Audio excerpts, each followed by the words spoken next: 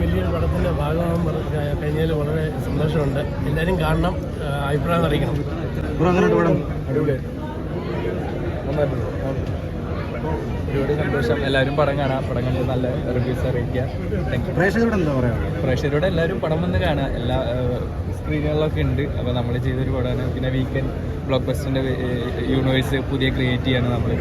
അപ്പോൾ എല്ലാവരും പടം കാണുക, കണ്ടിട്ട് അഭിപ്രായങ്ങൾ അറിയിക്കുക. അടിപൊളിയല്ലേ പടം?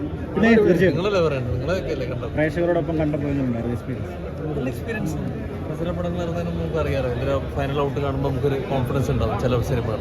അപ്പം അങ്ങനെ എനിക്ക് ഭയങ്കര ഇഷ്ടപ്പെട്ട സിനിമയാണ് ഉജ്ജ്വലൻ.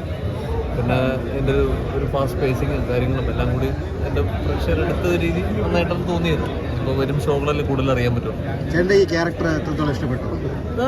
ഞാൻ പൊതുവെ ഒരുപാട് നവാഗതരോടൊപ്പം വർക്ക് ചെയ്യാൻ പറ്റിയ ഒരാളാണ് ഞാൻ. അതുപോലെ തന്നെ രാഹുലും ഇന്ദ്രനീലും അവരുടെ ഒരു പുതിയ സംരംഭമാണ്.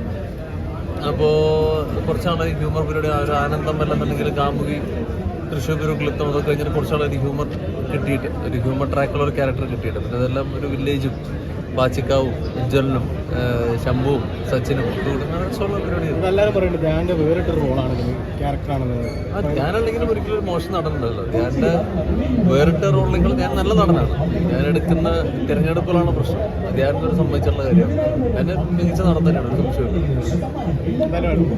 Thank you.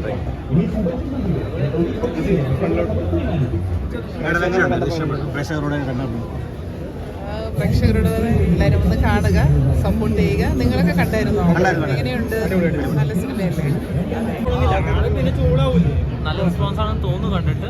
ബാക്കി ഓഡിയൻസ് കണ്ടിട്ട് പറയണം, ഞങ്ങൾ പറഞ്ഞിട്ട് കാര്യമില്ലല്ലോ. എന്നാൽ പ്രേക്ഷകരോട് കണ്ടപ്പോൾ കോമഡി നല്ല എക്സ്പീരിയൻസ് ആണെന്ന് തോന്നുന്നു.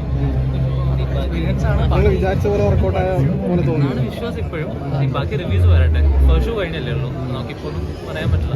ഞാൻ 2.0 കൊണ്ടുവരാൻ സാധിച്ചത് നല്ല ഫിലിമാണെന്നാണ് ഞങ്ങളുടെ വിശ്വാസം. അങ്ങനെ തന്നെ ഇപ്പോൾ കിട്ടിയ എക്സ്പീരിയൻസും.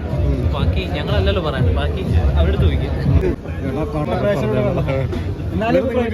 പിന്നെ നല്ല ഡീസന്റ് വാച്ച് നമുക്ക് കിട്ടുന്ന റെസ്പോൺസ്.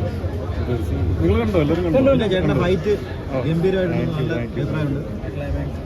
എല്ലാവരും പെർഫോമൻസസും പരിപാടികളൊക്കെ കിട്ടിയ റെസ്പോൺസും കാര്യങ്ങളും. പിന്നെ ഡീസന്റ് മേക്കിംഗ് ആണ്. പുതിയ ആൾക്കാരാണല്ലോ, ഇന്ദ്രനീലാൻഡ്, രാഹുൽ എന്ന് പറയുന്ന പുതിയ ഫിലിം സ്കൂളിൽ നിന്ന് പഠിച്ചിറങ്ങിയ കുട്ടികളാണ്.